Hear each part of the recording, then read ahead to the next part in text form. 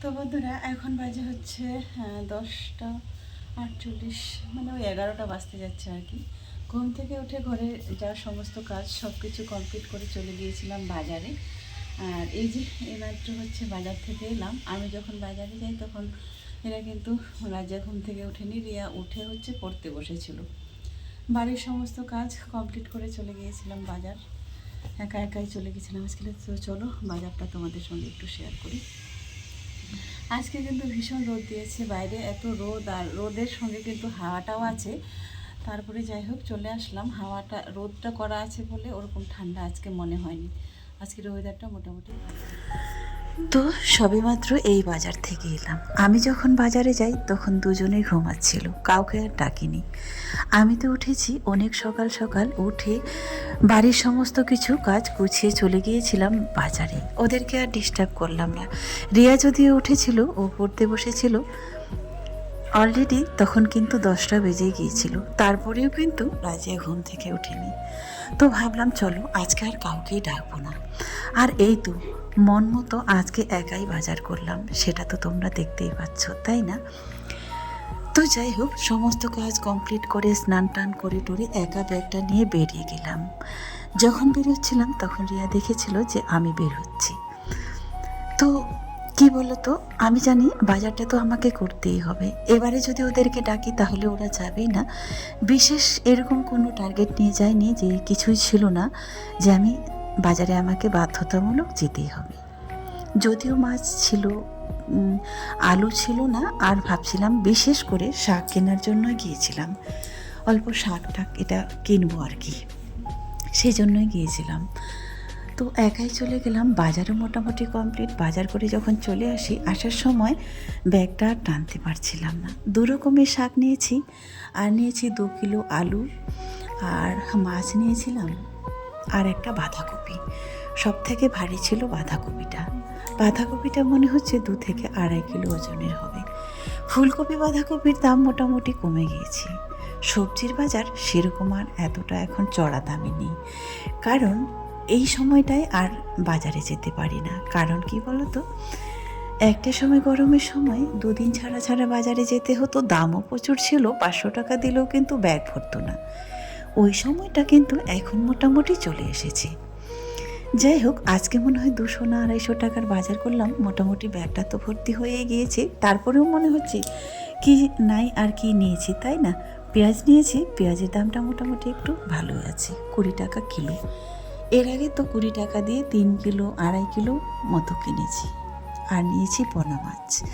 ওই যে বললাম যদিও মাছ ছিলই, তারপরেও পোনা মাছগুলো নিয়েছি, এটা রেখে দেব। আর তো কালকেই বাজারে যাব না, মোটামুটি পরের সপ্তাহেটা চলে যাবে। এই মাসে মোটামুটি আজকে প্রথম বাজার করলাম, ফার্স্ট। এই জানুয়ারিতে বাজার করা হয়নি বলতে গেলেই চলে। এখান থেকে রোদে বসেছি, বেলকনিটায় মোটামুটি ভালো রোদ দিচ্ছি, উঠতে আর ইচ্ছা করেনি। শাকটা ছাড়ানো হওয়ার পরে মাছটা কেটে নিচ্ছি। মাছটা কেটে ধুয়ে টুয়ে মোটামুটি চলে যাব রান্নায়। দেখতে দেখতে মোটামুটি 12টা বেজেই গেল, কারণ 10টা 10:30টার দিকে বাজারে গিয়েছিলাম। ওখানে ফিরতে ফিরতে ওই যে বললাম ব্যাগটা এতই ভারী ছিল, টোটোর জন্য বেশ কিছুক্ষণ দাঁড়িয়েছিলাম। একটা টোটোও দেখতে পেলাম না যে এদিকে আসে।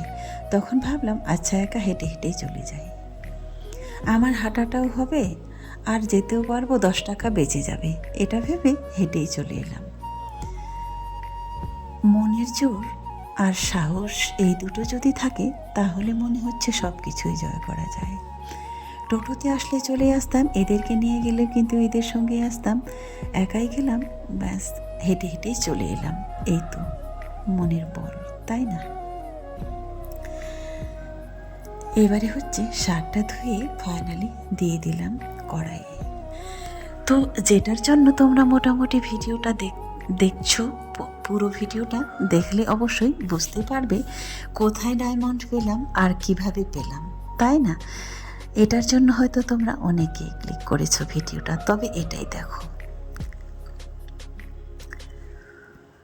চালটা ধুবো কিন্তু জলটা আগে গরম করব। জলটা গরম করার পরে এই চালটা দিলে কি হয় বলো তো, ভাতটা একটু ঝরঝরা হয়। তোমাদের বলেছিলাম এই মাছ আছে, তো অনেক দিন আগে এই কাতলা মাছগুলো এর কাকু নিয়ে এসেছিল। তো এগুলো হচ্ছে মোটামুটি যাই হোক 3-4 দিন হয়ে গেল, তো রেখে দিয়েছিলাম। তারপরে হচ্ছে আজকে দিয়ে শেষ আর কি, এই কটা ছিল, এই কটা দিয়ে শেষ হলো আজকের দিনে আর কি শেষ। দুটাতে দিয়ে দিয়েছি, দুটা উনানে ভাত দিয়েছি, একটায় ভাত আর একটায় শাক। তাহলে কি বলো তো, তাড়াতাড়ি হয়ে যাবে। যখন ঘরে ঢুকলাম তখন কিন্তু ঠান্ডা ঠান্ডা মনে হচ্ছে, তাই চাদরটা গায়ে দিয়ে দিলাম। যখন বাজারে গিয়েছিলাম আসার সময় এত রোদ, তখন মনে হচ্ছিল ছাতাটা কেন নিয়ে এলাম না। মাকে বাবাকে যখন ফোন করি তখন তারা শুনি নাকি ঠান্ডায় বের হতে পারেনি। উত্তরবঙ্গে একটু বেশি ঠান্ডা, আমি নিজেও জানি আর তাদের কাছে শুনিও। এখানে কিন্তু যাই হোক মোটামুটি ঠান্ডাটা 2 দিন হলো কমেছে, তবে রোদটা কড়া। যতই ঠান্ডা হোক রোদটা কড়া হলে কিন্তু আর ততটা ঠান্ডা থাকে না। এইদিকে ভাতটা হবে ততক্ষণে কিন্তু আদা লঙ্কা রসুনটা বেটে নেব। আমি যখন রান্না করি তখন তো সিলে বাটি, তোমরা সবাই জানো।